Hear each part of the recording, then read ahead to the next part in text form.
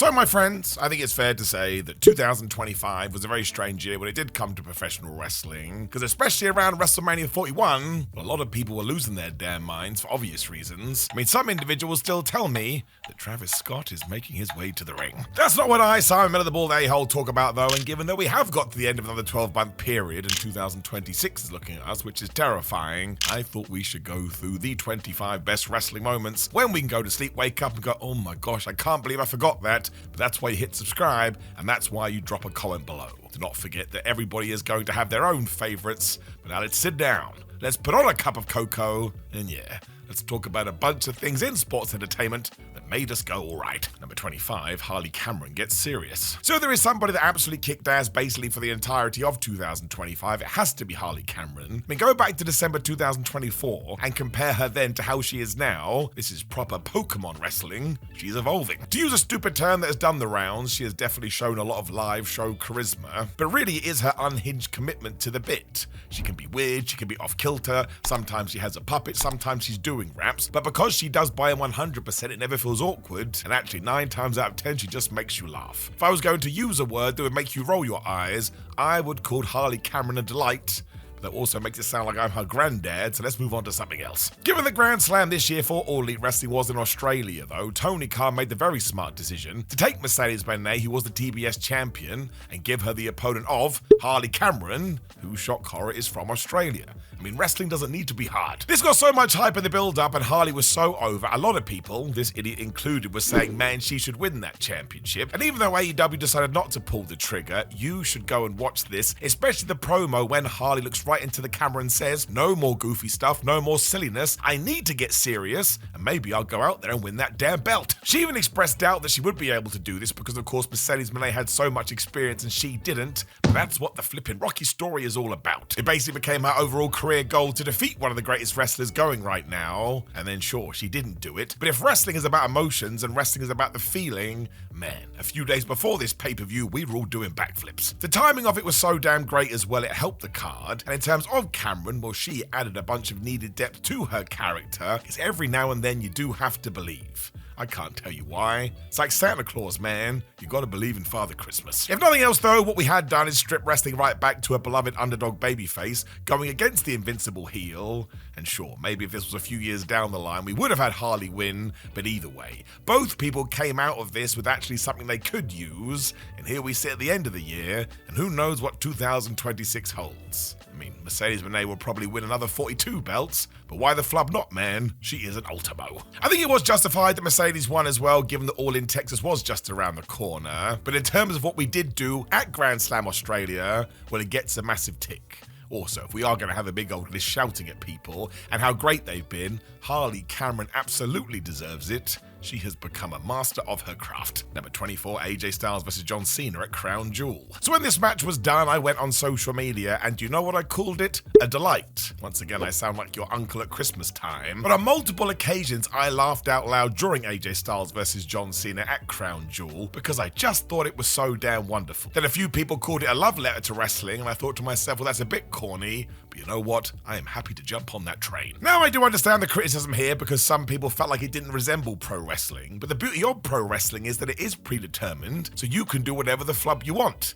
If you want to sit down and dress up as a cow as you face an elephant in a chess match, well, all you need is a promoter to book it. Either way though, given that John Cena only had a few matches left of his retirement run and AJ Styles had recently announced that he was going to retire in 2026, they just wanted to pay homage to their favourite opponents throughout the decades. So not only did we get a tombstone, but we got a choke slam, we got a Sister Abigail, we got a Kikina clutch, we got a skull crushing finale, we got an angel's wings. I mean, we almost got a flipping 619. As ever too, the greatest representation of this were the fans in the building who were losing their minds. And I will tell you, my dudes, I was losing my mind at home as well. It just made me happy. And if we're not going to use wrestling as some sort of joyful distraction, then what the hell are we doing to begin with? That 619 especially deserves a shout out because I think it was genuine improvisation. Given that the crowd had started to call for it, John Cena basically did shrug emoji, and when AJ Styles cut him off to get booed, Well, doesn't that just sum it up? Obviously, the tribute to Bray Wyatt may have been the best one because the entire arena did light up their torches on their phones, and the production team even dimmed the lights so this could be illuminated further. That's another reason why I do love stuff like this. You quite literally did have to be AJ Styles and John Cena on their last legs, but given how much they have given to this industry, well, this just felt like they were giving a little something back. It also kind of tied into the criticism that in the modern day, nobody actually cares about who wins and loses, and I kind of think Styles and Cena led right into that. It wasn't about victories or the fictional wrestling record book. This was just about giving a salute to sports entertainment and how excellent and dumb it can be. This may very well be my match of the year when I do sit down and think about it, and if you have not seen it, well, I would go and change that today. Even if you hate it, it feels like one of those bouts you need in your brain. It is absolutely beautiful. Kevin Knight and Mike Bailey both signed for AEW in 2025, and listen, neither of these guys have hit their ceiling, but my gosh, they're another Harley Cameron, which makes no sense, but they just absolutely maximize their minutes. When they did find themselves in the ring with the Young Bucks, well, dare I say it, they went and made gold. Don't know why I put on that accent. Now, one of the problems with current modern day wrestling is that because we do get great matches all of the time, especially on free television, we have been spoiled, so we actually get numb to magic that's happening in front of our eyes. It means when it comes to spots, you have to be quite innovative and think out of the box. And surprise, surprise, who did that on an episode of AEW Dynamite? It was Matt and Nick Jackson when they did indeed take on Jet Speed. Now, this tag team melee was already awesome when Mike Bailey hoisted Matt Jackson onto his shoulders so that Kevin Knight could use his unreal vertical leap to execute a dropkick. I mean, that's absolutely ridiculous to begin with. Nick Jackson then caught Knight mid-jump, who proceeded to unload on Matt in a fantastic chicken fight spot.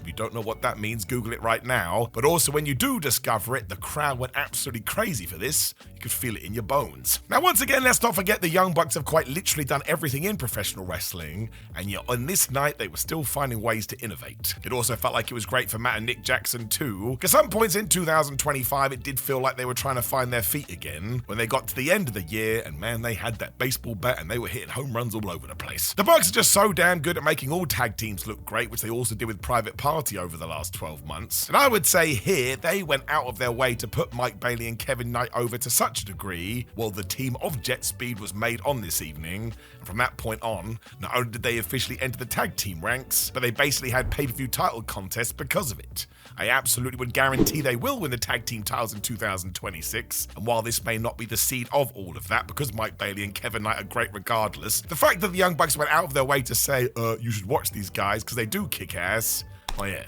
you should go and check it out. It's pretty flipping good. Number 22, Ricochet. In general. Now, you could argue over the last few months as we did head towards 2026, Ricochet cooled off a little bit, but that's mostly because if you go back to the start of 2025, that Mother Hubbard was on fire. As soon as he did enter AEW, people were interested to see what he was going to do, and after a small babyface run, Ricky decided to go full-on heel, and all of a sudden we were looking at each other thinking to ourselves, why the hell was this Bull King never allowed to do that in WWE? He's flubbing great at it. The true beauty of the gimmick as well is that they kind of did lean into what some of the fans were doing, when all of a sudden Ricochet started to act like the only person that thought Ricochet was cool was Ricochet. Now that sounded a little bit like a Professor Layton puzzle, but believe you me, it totally worked. He also totally led into his dumb jackass side as a character, and once again this ticked a box because, dare I say it, he was a little bit like Kurt Angle. He knew how good he was inside of the ring, which meant he could be an absolute idiot outside of that. I'm sorry, as far as this moron is concerned, that basically makes the perfect professional wrestler, because then you're just entertaining all of the time. Given that the fans got on his case as well, Ricochet was more than happy to say, excuse me, you're bullying me. And when he had that feud with Swerve Strickland, oh my gosh, Swerve was putting him down all over the place. And he even got a little bit cruel. And just to break the fourth wall, you'd have to imagine that it was Ricochet that said, yeah, you should do this, and it made him a better heel. Of course, he then went totally nuts with deadly weapons because he started to stab people with scissors, but once again, look where he is now compared to where he once was, and he has gone up the card, which means this likely worked. It also means that he should be in jail. For some reason, professional wrestling and cops don't seem to care. When he first got Strickland as well with those scissors, he sold this to perfection with a dead-eyed gaze. And actually, it's something that AEW could have taken advantage of, but there's always 2026. It would also tie into the fact that while he can be a goof when he's not wrestling, if you do push him too far, well, he'll go totally insane. So I actually think the next 12 months are going to be even better for Ricochet, but my gosh, has he totally changed the conversation. Absolutely one of the best of the year. Number 21, Hendry Emerges. emerges from a fridge. So there's loads of stuff that we could say about Joe Hendry in 2025. I mean, he was a surprise in the Royal Rumble. He was a surprise at WrestleMania. And let's be honest here, there are hundreds, if not thousands of pro wrestlers who would be happy to do that and retire for the rest of their life. So no matter what Joe does from this point, he is always going to be goated. I mean, that is one hell of a 1-2 punch. Soon after this as well, he was turning up in NXT more and more and basically felt like he had left TNA. But because I would like to be as unique as I can do with this list, let's talk about that time on NXT when Ren Sinclair did say Joe Hendry's name. And of course, if you say his name, he will appear. And where did Hendry come from? The flipping refrigerator with that wonderful goofy smile on his face. This is the real thing that I was jealous of, because in my own wrestling career, my gosh, I would kill for that moment. Although if anybody from WWE is listening, if you do want to make me a surprise in the Royal Rumble, I won't say no. Not a massive shock. Now, of course, if you want to ruin it by saying, well, that doesn't make any sense and asking too many questions, you can. But it's just one of the reasons why I love sports entertainment so much. You can come up with an idea, and as long as everybody signs off on it, you can just go and do it. Joe Hendry is also brilliant in his role, and while I would imagine that most of his time in 2026 is going to be served in NXT, he will get a call up to the main roster. He will continue to get more and more over, because if somebody just gets it, they get it. He's also a merchandise machine. But if we are going to be shouting out people who have absolutely smashed it in 2025, you have to give props to Joe Hendry. I mean, he believed in himself, as the song says, and he has left a legacy that countless other independent wrestlers are going to try and recreate for the rest of time. Number 20, Jey Uso wins the Royal Rumble. So this one is going to be debated forevermore, especially given what Jey Uso did after this. But for years, I have been begging WWE to pick somebody to win the Royal Rumble that makes everyone go, oh my gosh, I can't believe it, and essentially use the 30-man over-the-top rope match to create a new star. Can you believe it? 2025 was that year. Now, WWE actually chose perfectly here, because when we did get down to the final three of Jey Uso, John Cena, and Logan Paul, every single person and their dog presume, well, of course, Cena is going to win. It's the start of his retirement tour, so WWE is going to get behind him as much as they humanly can. CM Punk was also an outside bet, and many of us nerds debated about all this, but I tell you who was never in that conversation, Jey Uso. Now, there will be a few individuals that go, well, I knew all of this way back in November. No, you didn't. You're lying. Even when it did get down to Jey versus Cena, once again, everybody was backing Big Match John. But when Jey knocked him to the floor and Cena did that over-the-top shock face, well, not only did everybody go crazy, but it made you realize that all of a sudden we were going to push someone new and go back to like 2016. Do you know what the biggest problem with old WWE was? We never just took someone and tried to make them into a star, and things got really dull. Well, in the new WWE, we're going to do the opposite. Also, Jey Uso looked genuinely made up about this. It was heartwarming. And sure, yes, you can go, but he lacks technical ability and he's got no gas. I don't care about that stuff. I like how somebody makes me feel, and especially way back in January, I just wanted to run through walls through Jey Uso, and even the yeet catchphrase.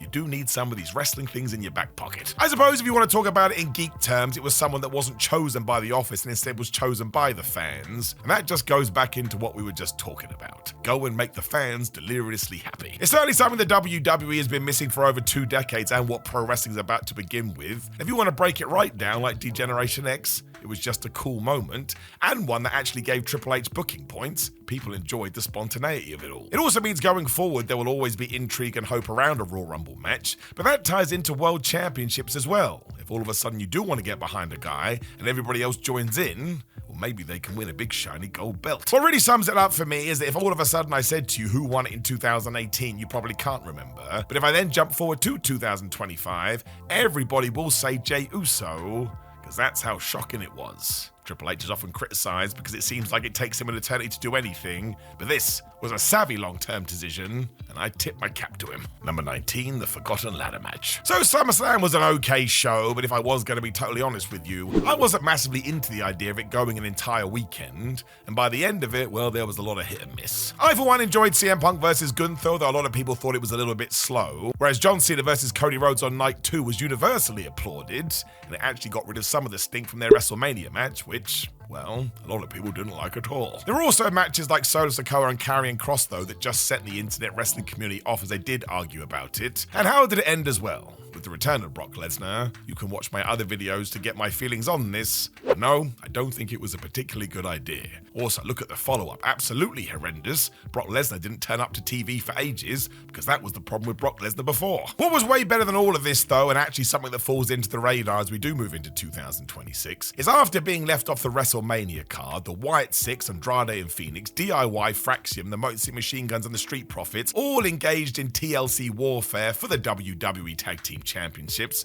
Oh my gosh, it was absolutely brilliant. It was the second time they'd done this in 2025, and the whole thing is absolutely thrilling. I mean, there was this one great sequence where a member of each team got blasted through a table in a rapid-fire blitz one after the other about 1 second apart. I mean, it was awesome. DIY, of course, sought to capitalize on such mayhem when Johnny Gargano's wife Candice LeRae entered the ring. And listen, that didn't work out at all because she got absolutely destroyed through a suspended ladder bridge. The only way I can describe this is horrific. However, in terms of adding emotion to the match and reminding you that, by the way, Candice is really good, well, once again, you can go do the dance of joy because that's exactly what she did. Plus, it meant this thing had shock value. So what the hell did we leave out? Nothing. Johnny Gargano deserves his own separate shout out here because of course he is married to Candice. And what did he do after this? He found his wife and he gave her a sort of thumbs up, are we good gesture before he ran to try and get the tag team titles.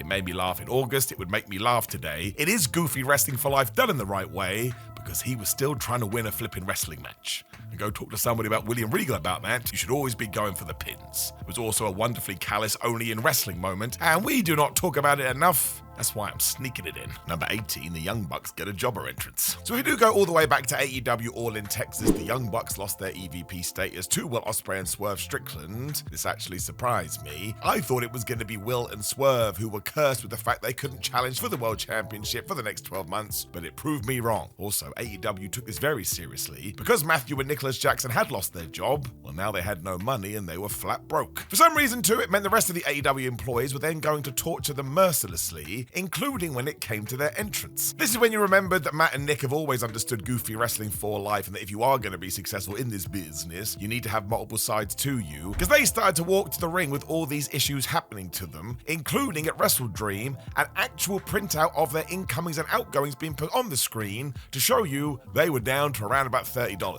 Now, the big question is, who the flub got that? And is it actually legal to publish? Tony Khan was really smart with this as well because he actually used it to justify all these matches where you could win a bunch of money. And the Young Bucks then did come into thousands of dollars. What did they do? Well, Nick Jackson blew it in a casino, so then Matt was really mad at him. Now, I understand these are little jokes, but I tell you, they always add to the overall presentation. Plus, they make me laugh, and I like to laugh. That's the whole point. Really, though, it's also an effective narrative use of storytelling because they had been heels, they had been running riot over the company, so now they were getting their revenge. Remember, if you are a villain, comeuppance is really important. I thought the Young Bucks played this really well as well because even though they did have to deal with these lower thirds, they still kind of acted like they were above everybody else, even though they'd become embarrassments. Then, of course, what happened at Forbidden Door? They asked a production guy to fill a bag with thumbtacks and a bunch of gummy bears came out instead.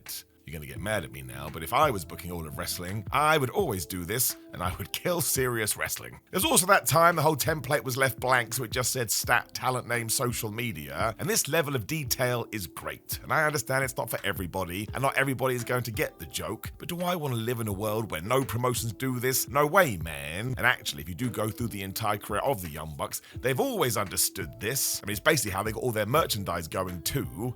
Remember that time WWE sent them a cease and desist? So they then came out with a t-shirt that said cease and desist? Good grief, I love him. Number 17, Stokely Hathaway meets FTR. Now, for a long old while, in 2024 especially, nobody really knew where Stokely Hathaway had gone. It felt to me like he'd found his niche within AEW, mostly because he was always happy to be an absolute moron. But then, yeah, he wasn't on TV. And we had that strange pairing with Chris Statlander. And you can't really put the blame on either of those two guys. That heel turn just wasn't seen through. But it did kind of feel like he should have been featured more on television. And then he met Cash and Dax. Because this Stokely FTR pairing has been one of the most inspired decisions of the year. Because of course Stokely had misplaced arrogance in himself, but now he was stood behind two vicious pricks who were happy to beat anybody up. So they had this very strange but very interesting chemistry going on. You're also basically told that Hathaway knew nobody was going to be able to touch him now because Cash and Dax would beat them up. So slowly but surely, he just got incredibly mean-spirited and therefore funny. He also had that match with Adam Copeland when he got absolutely bopped around the place, to the point the fans almost started cheering him because they felt so bad.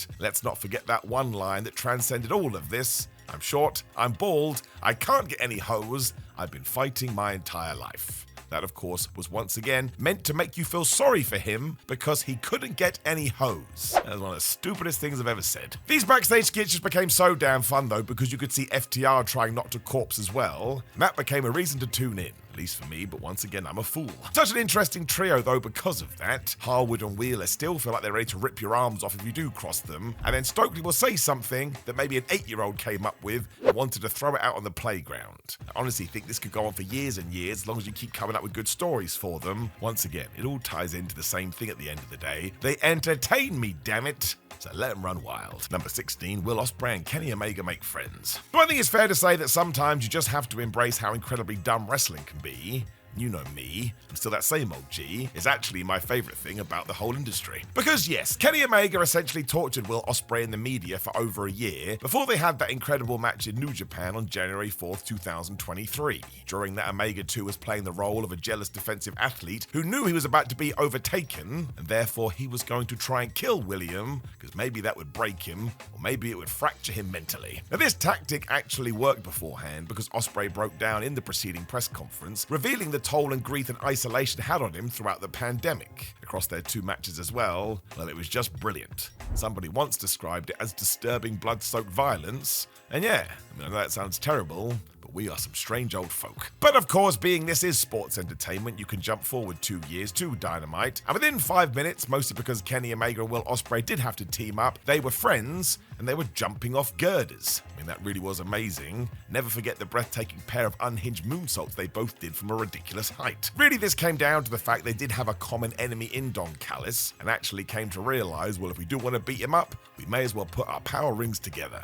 That is not a euphemism. It also somehow meant they just came up with stunt after stunt, and some of the brawls they did with the Don Callis family are some of the best you're ever likely to see. I mean, Kenny Omega just has a knack for structuring such a chaotic scene, and actually when they did get momentum going, well, it was the closest to episodic television that Omega had been involved with for ages, mostly due to his horrendous medical problems. You always had 2 mega baby faces leading the AEW charge, which is something else the promotion needed, and a lot of this happened towards the start of 2025, so I do think you have to mention it. They just felt like superstars. When all is said and done, they'll probably go down as a couple of legends. Number 15, CM Punk and John Cena meet again. Now, given the level of expectation going into the final meeting between CM Punk and John Cena, I understand why some people loved this. I also understand why some people hated it. I mean, it was in the midst of a John Cena heel run that a lot of people had decided there was no need for, although it did open the door for John to do a couple of ridiculous things, like he did during this feud, when he cut his own pipe bomb promo on CM Punk. I'm still laughing about the fact that Punk had to lie motionless on that Slim Jim table for around about 42 years. Some people say if you go quiet at night, you can still hear him writhing around. Of course, Punk would eventually get his revenge as he cosplayed as the Doctor of Thugonomics, and yes, some of this was a hit and some of this was a miss, but because it was John Cena and because it was CM Punk and because you knew this was the last time they ever were going to clash, well, I just think the whole thing is brilliant, especially when you got to that match at Night of Champions. What a lot of people forget though is that actually before all this, the original Magic had been cast, and that was at the Elimination Chamber pay-per-view. Because of course it was Punk and Cena that would go all the way to the Elimination Chamber, which is actually when they rekindled their feud. And man, if there's any kind of clip you do want to send to an old school Punk fan to see, oh my gosh, look what he's doing now, you should actually start here, especially because you get the Seth Rollins curb stomp,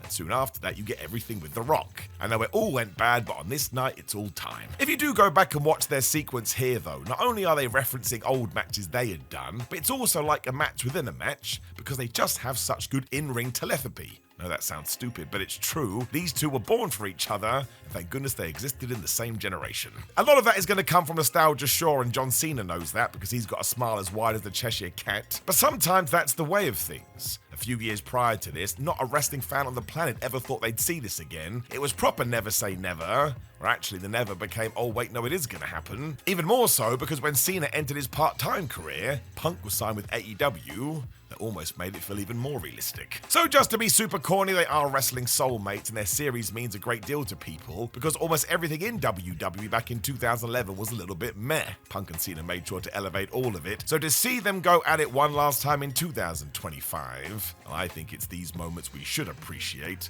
especially if you are a long-term suffering fan. Take what you can get. Number 14, the Toni Storm Mercedes Moné face-to-face. So there's a lot of things thrown at Mercedes Moné throughout 2025, and a lot of it kind of irks me. Anybody who is earning millions of dollars but is still happy to go from indie promotion to indie promotion, likely not working for a lot of money just for the love of the game, well, they get a massive tick from me. Also, Mercedes is just a super duper whooper star, and her in-ring work over the last 12 months, well, it's second to none. There was also a plan to all of this, because when we did get to All In, we finally were going to do Mercedes Moné versus Timeless Toni Storm, who was the AEW Women's Champion at the time. She was also arguably the biggest star in the promotion, and every single person on the planet loved her, to the point, if you had said, I think they should main event the biggest show of the year, some people would have agreed with you, and more power to them. It also felt like one of those matches we were never going to see unless they both went back to WWE. I mean, even today we are waiting for CM Punk versus Cody Rhodes. Kenny Omega and Bryan Danielson only went around once, and if you can believe it, we've still never seen Omega versus Darby Allin. So in terms of the women's brand, it certainly did feel like Storm versus Mercedes was the absolute biggest thing that AEW could offer. And where did they let it happen? At All Elite Wrestling's equivalent to Wrestle Flippin' Mania. Everybody mostly had bought into this attraction too before we even got to the first face-to-face confrontation. When they finally did go eye to eye, it did live up to the match graphic. Toni and Mercedes exchanged great sound bites, as is the way in 2025. But the really cool thing about all of this is that Toni subverted the idea that they were going to make history. She didn't just say that it was an important moment that will inspire young women to enter the business. She said she wanted people to look at them and think out loud, oh my gosh, these bitches are crazy. So it wasn't just that they were going to go out there and do what the men can do. They would and can wrestle the biggest and most anticipated match on any given show. And again, you can go post this on social media right now. You will have to ignore the crazies. But a couple of weeks out before All In, so many people wanted this to go on last, which was the right move. But to even be in the conversation, we had come a long ass way. Number 13, Bobby Lashley gives a thumb down. So the association between MJF and the Hurt Syndicate was dropped from nowhere, which was just so strange. I sit here at the end of 2025, still assuming it's going to pick back up again, but I think that makes me a nerd. I'll be honest with you, my friends, I don't think it's going to happen. It was a shame because it really did feel like AEW was going to lean into some serious long-term storytelling with 4 massive stars that at the start of the year you never would have put together, but when they did all turn up, somehow it just clicked. That's how business works. I also think the Hurt Syndicate had a tremendous year, even though it has been widely debated. But if you are going to have 3 jack dudes that go around just kicking ass, well, it's Goldberg in the late 90s. You can say what you want about booking or squashing people or not losing, but cool is cool, man, and they are flipping cool. Also, Shelton Benjamin was finally allowed to remind everyone, by the way, I'm a great wrestler and WWE should have done more with me. Forget all that, though, because I want to talk about the slow burn teased alliance between MJF and the Hurt Syndicate, because that was just really good stuff in the late spring. The contrast between the Weasley MJF and the suspicious no-nonsense Bob Lashley made for good TV, and the idea was so simple you could explain it to your nan. Is Bobby Lashley going to sanction MJF into the group, or is he going to punch him in the face? The tension and entertainment value also tied into yet more episodic storytelling, which everybody talks about when it comes to AEW. And at the end of the day, do you know how Maxwell Jacob Friedman got in? Well, he essentially bought his way because he's rich. That meant buying Lashley a beautiful sports car and everybody got a watch. And Lashley's face during all this was brilliant because he was like, well, that's great. If you are going to get me stuff, well, you can be my brand new best friend. MJF then, of course, asked for the final thumbs up, which is the way you do get into the stable. And I tell you, every single time Bobby responded to him, well, his timing in these segments was excellent. Of course, during this, Lashley gave him the thumbs down and sped off in one glorious motion because he was happy to take his brand new vehicle, but MJF can go and do one. Of course, Maxwell always understands his character. He essentially had a conniption fit. So while the Hurt Syndicate were running around being hard dudes who were going to kick your ass, this also reminded you they could be wonderful characters too. That's why I personally wanted MJF to stay in the group longer, because I thought you could have played with this till the cows come home. But let's not ignore what we did get, which was brilliant. Maybe it actually did help the Hurt Syndicate long term as well, because people do remember this deep down in their tum-tums. Oh, it's really, really good. Number 12, the conclusion to AEW's Spring Breakthrough. So don't forget this was quite a special occasion in 2025 because the reason AEW dubbed this Dynamite Spring Breakthrough is because they were celebrating the fact that the premiere television show had just outlasted WCW Nitro. That blows my brain. I don't understand how that is possible. As I am talking to you, AEW has been going for 6 years. Somebody dig my grave now. It really was a great television program too because Mercedes Moné and Athena had a superb opener that was brimming with ideas. And you had Hangman Page versus Josh Alexander, which kind of twisted what usually happens with a debut. Alexander was booked to flop before being taken on by Don Callis Promotions, and that's when he started to climb the ladder. You don't always have to do the same thing. Will Ospreay versus Takeshita 2 was also just a ridiculously great match, and something that is mad that you got for free on TV. The conclusion and main event was the real stuff though, because the Ops challenge for the Trios titles held by by the Death Riders, and this sort of felt like a familiar scene. I'm sure the Death Riders will continue to dominate as we head to All In Texas. For sadly, Pac did suffer an injury, but he was soon replaced by Jon Moxley, who at the time was a very, very unpopular champion, but in the right bad guy way. Turned out to be a booking masterstroke because Mox volunteered to take the pin. This was all kinds of inspired. It was a total shocker that disrupted the very predictable patterns of Dynamite, and it summoned an atmosphere of jubilation, and the fans were into it. It also went to show that Jon Moxley did have a dent in his armor, so maybe, just maybe, if it was going to be the cowboy who took him on at AEW's version of WrestleMania, he could finally win the gold. This was a very good television program, and one you can watch now, and you will still get a lot out of it. Number 11, Jayne wins the big one. Shawn Michaels' NXT is probably not for you if you do not like the word sports entertainment. Thankfully, I absolutely love it, and in terms of week-to-week TV that's always entertaining, well, I would tell you to go watch NXT. It is totally crazy in the best possible way. Now listen, I understand that a lot of it makes no sense, but who the flub cares, man? Sometimes 2 + 2 has to equal potato. Something really inspiring did go down on May 27th, 2025, though. Jayne to throw women's champion and obvious superstar to the main roster, Stephanie Vaquer, and nobody could believe it. I mean, in this era of NXT, in which the post-WrestleMania call-up rarely happens, Triple H seems to be quite cautious about the process generally, because 1, he wants to make sure people that do jump up have a story, and 2, if somebody is going to be fast-tracked, well, let's make sure they don't suffer a lot of losses. Outside of that too, nobody really expected Jayne to be the person to do this, just because she had been in NXT so long. Well, at the time, it didn't feel like it was on the cards. I think Shawn Michaels and whoever else must have realized this, though, because the shock result, well, I tell you, it was produced to incredible effect. Commentator Vic Joseph also chose to sell this like he was lost for words, which actually made it feel louder. And WWE sort of borrowed a scene from the Undertaker streak coming to an end. How the flub did Jayne just beat Stephanie Vaquer? Jacy was so good leaning into this as well. She had a proper I told you so face. In a genuinely productive and unpredictable bit of character development as well. Before all this, Jayne had been accused by her fellow roster members of not being a very worthy NXT champion. So what did she do? She went out and won the TNA title too. And if you're going to push someone, just flip and push them. It was also a much needed time to pull the trigger because we were about to move the chess pieces when it came to the NXT women's division. And ever since then, well, I actually think it's all been pretty damn good. So this goes to show once again, we do have to take risks sometimes. If Jayne has been in the system for so long, well, she must know what she's doing.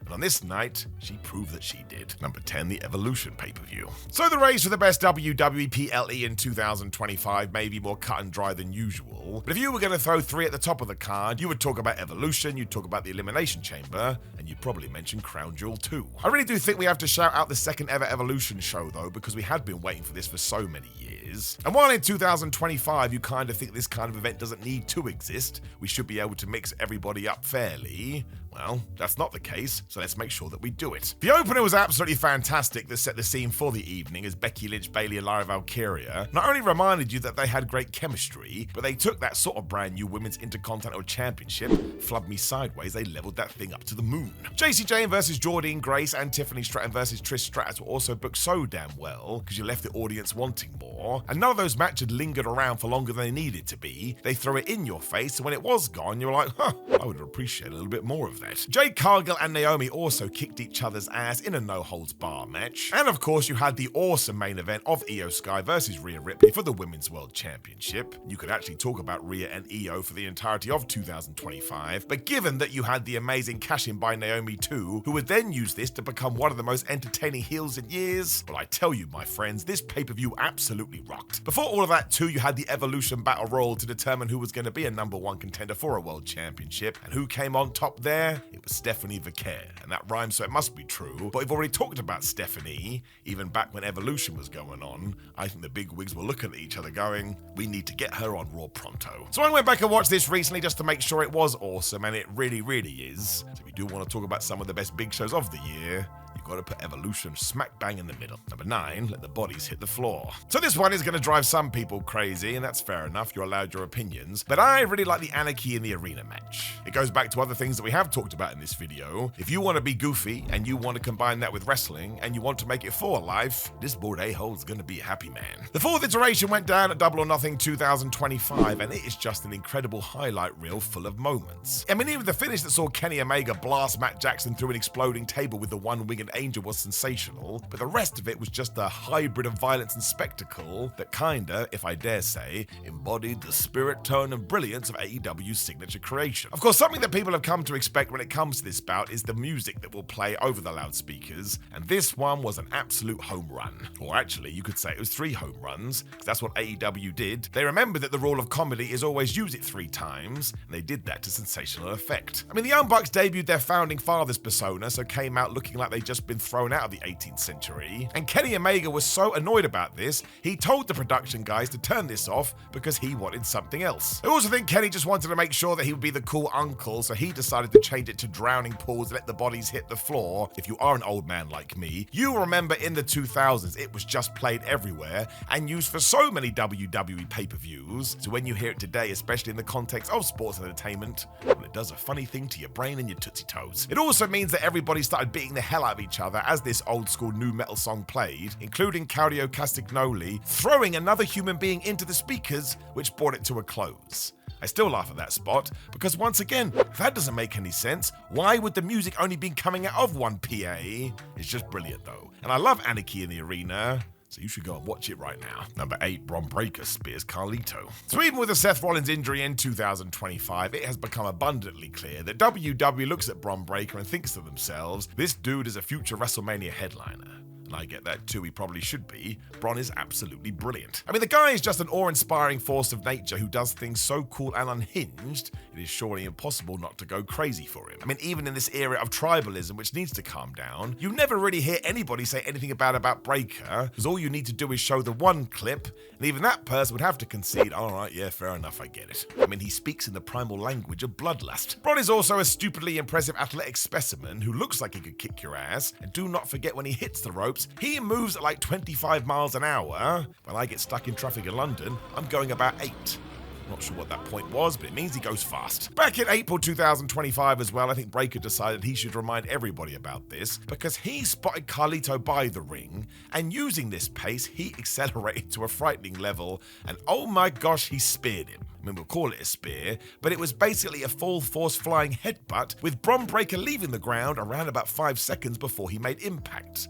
Poor Carlito looked like he was dead too, and he talked about this in interviews afterwards. It was not fun. In terms of a single bump though that can stand on the shoulders of giants, this one should be in the number 1 spot. Fair play to that Carlito man. He basically hung out with the Judgment Day quite literally playing Nintendo, but when it came time to bump his ass off, well, he earned it all. Number 7, Hangman Adam Page's Spanish promo. So this one may sound daft in terms of a title entry, but when you remember the current world that we live in and how divisive everything has to be, seeing Hangman Adam Page walk out there for Grand Slam Mexico and cut his opening promo in Spanish, well, I tell you right now, it brought a tear to my eye, because that is a good old-fashioned babyface. Hangman would also talk about the fact that he was the son of a tobacco farmer who employed Mexican workers, from whom Hangman had learned about the culture. Adam even said they taught him that we're better off working together, as he thanked the fans of Arena Mexico for welcoming him so kindly, and he also said that came on behalf of All Elite Wrestling. So again, if you are looking for a top guy who can lead your promotion, bingo, book the cowboy. It was also genuinely touching, and let's not forget he was doing this in a different language. And imagine right now doing that in front of an audience of 2. Here he was doing it in front of an audience of probably 8,000 plus. You could tell the audience genuinely appreciated this too, and he cut right through the schmaltz with simple lines such as, I want to apologize for my Spanish because it's not the best, but it's better than most gringos, so I will try. Don't forget he was going after a world championship at this point. It just made you want to root for him even more. He's everybody's champ. It was also just a little taster of escapism when it did come to the universe at large. And let's not forget that's what wrestling is meant to be. I get that sounds ridiculous and you're rolling your eyes at me now, but we all sit down to watch this nonsense because it allows you to forget about the world outside your window. So if somebody like Hangman Adam Page can add into that, I'm always going to be on this side. And he also ended 2025 as a proper good guy world champion. And it all went back to things like this. Number 6, Bron Breakker spears Speed. So the big conversation that we should have when it comes to the end of the year awards is, was Bron Breakker's spear better on Carlito or Speed?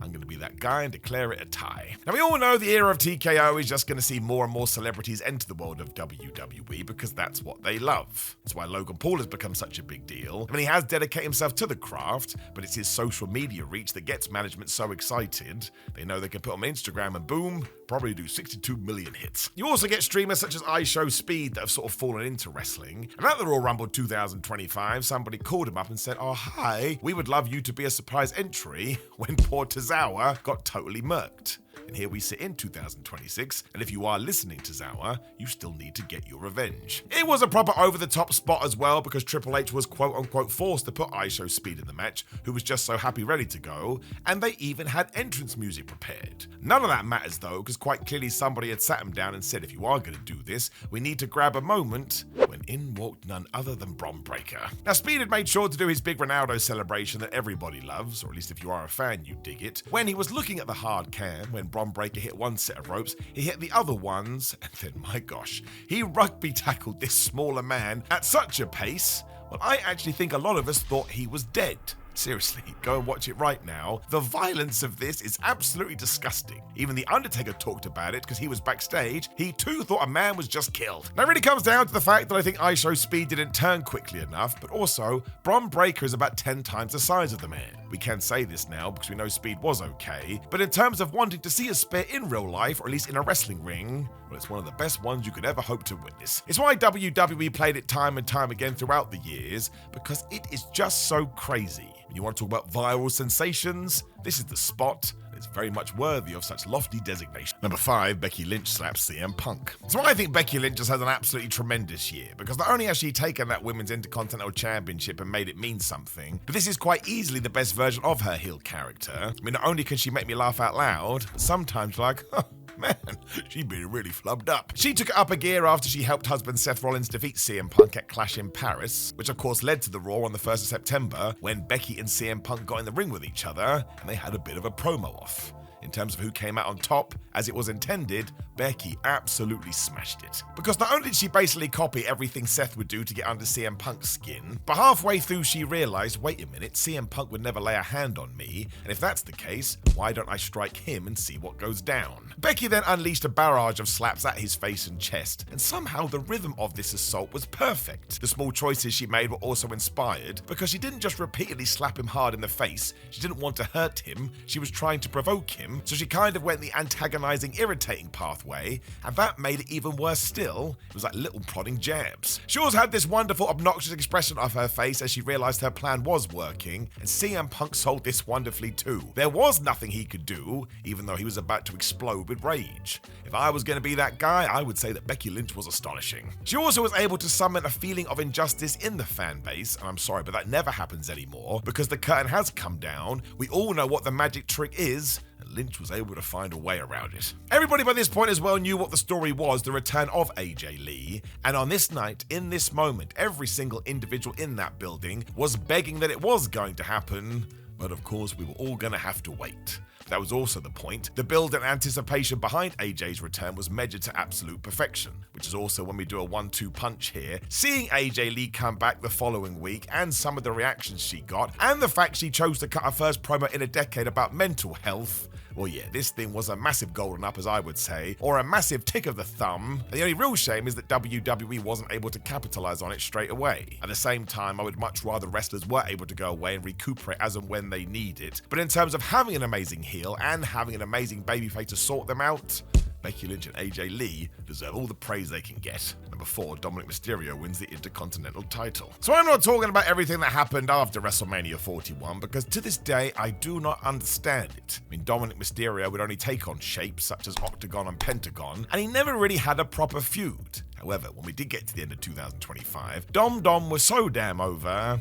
well, you can't fault what WWE did back at WrestleMania. Let's not forget that the Condom was also in a fatal 4-way match with Bron Breakker, Finn Balor, and Penta, and I don't think anybody on their predictions list had him down to win, just didn't feel like it was in the stars. He'd also spent all of his time before this being a cowardly love-to-hate figure, and it kind of felt like he'd only been inserted to maybe prolong a feud with Finn Balor, who of course, as we already talked about, was in the match. Now actually this was going to tie into the fractures in the Judgment Day, which we are still waiting to totally break up, but after Dominik Mysterio did perform WWE's favourite finish to a multi-man, the smash and grab, and pinned Finn, Well, you can see it for yourself. This Las Vegas crowd goes mad, and in that moment, I'll be honest with you, I think we all realized one day Dominik Mysterio was going to be a future world heavyweight champion, and I mean it. Essentially, people had grown to love Dom because he was so damn entertaining, and also he was just so good at getting into trouble. Essentially, Mysterio had decided, I'm happy to play the classic heel role, and because nobody else was doing that, well, he made himself feel fresh. I mean, don't forget everything he did with Daddy Ray a couple of years before this too.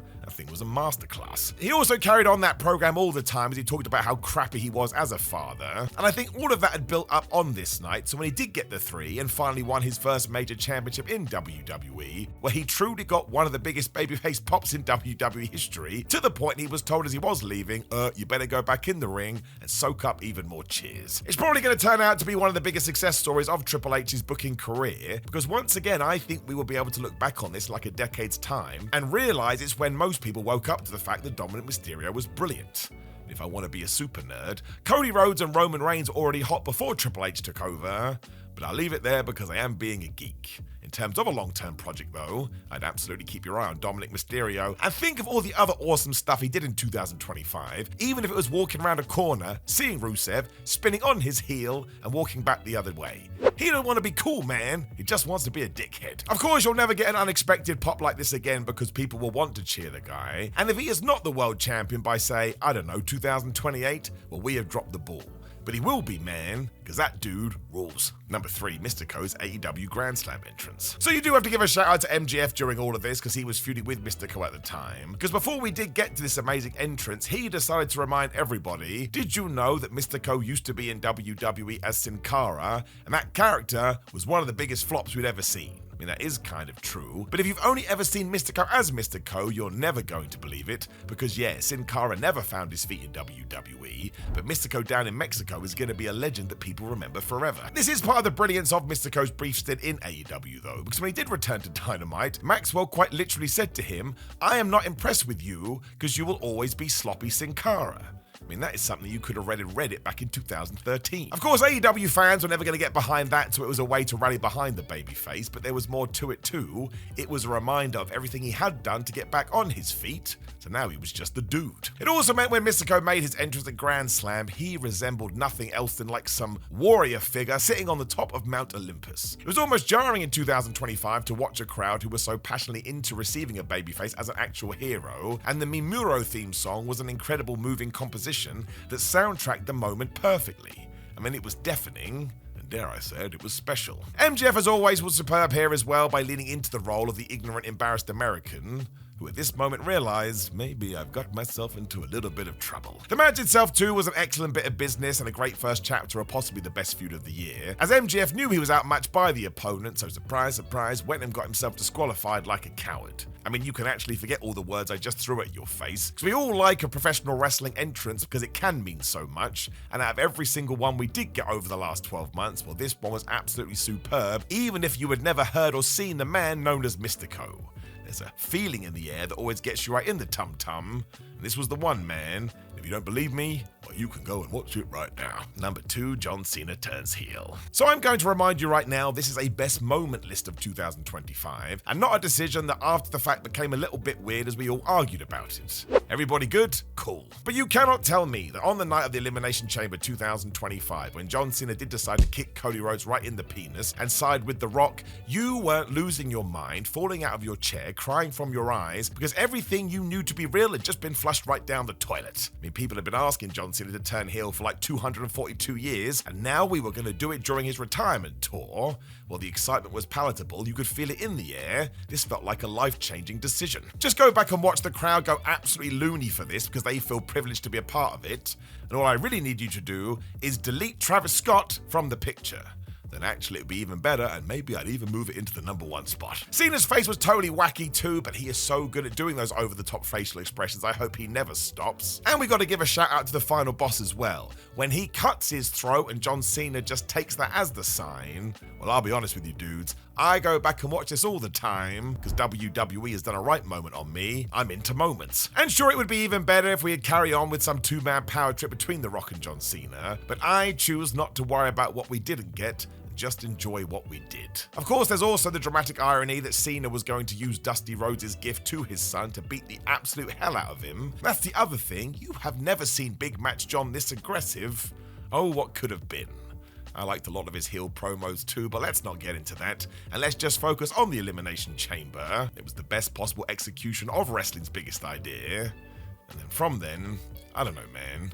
I think I'm still waiting for Travis Scott to get to the ring. Number 1, Hangman Page retrieves the briefcase. So you can probably switch one or two around depending whether you do prefer AEW or WWE. But every single thing that Hangman Adam Page and Jon Moxley did at All In 2025, well, I think it was damn brilliant. It also tied into a year-long storyline of Jon Moxley and the Death Riders just being absolute assholes. And of course, they took the AEW World Championship and they locked it in a briefcase. And when you say that out loud, especially to somebody who's not into sports entertainment, it sounds absolutely psychotic, but they did do it. And do you want to know how I know that it worked? Because when Hangman did finally defeat Mox, and he relieved that thing from its chamber, 25,000 people cheered. Now, of course, the match before this was absolutely horrific and isn't going to be to everybody's tastes, but at the same time, the fact that Hangman Adam Page had to quite literally hang Jonathan to get the victory, well, there was something poetic to it, or maybe I'm just totally flubbed up in the head. Adam Page always knows how to sell the moment as well, and he basically collapsed into tears before he did open this briefcase, because he knew the moment was much bigger than him. Not only was he about to return the world title to its rightful visual place, but he was back on top of the mountain. Listen, I don't think we should get into it here, but let's not forget the last time he was doing that. Well, it was around about the Brawl Out time. I think there was also a real satisfaction that AEW had taken another step to turning All In into their WrestleMania, because this was the third successive one on the trot where you got to the end and you just thought, damn, do I love this stupid, crazy sport. Page also gave her fans a reason to never stop believing in babyfaces against heels, because do not forget a lot of people said that, oh my gosh, what if Jonathan does win here? That just meant that Mox had done its job, the conquering hero was always going to win. I'm going to be over the top again, but an intelligent and poetic wrestling mind opening a briefcase was actually closer for Hangman Adam Page at long last, after everything that he had been through over the last few years. I mean, you can debate that one in the comments, because it does sound dumb. But in terms of things that we did see in 2025, you don't have to label it as number 1. But in terms of making sure we file it under one of the best we did see, you bet your ass. Now, of course, as already mentioned, we'll wake up tomorrow and remember a bunch more of these, so make sure you share them in the comments below before you like the video, share the video, and subscribe. You can also click the video on the screen for yet more end-of-year content, but otherwise, my friends, thank you for everything you've done for me over the last 12 months and allow me to make videos and wrestles and do a bunch of other crazy opportunities. That does not happen without your support. So have a great Christmas, have a great New Year, have a great January to December in 2026, and I will continue to yell at you forevermore.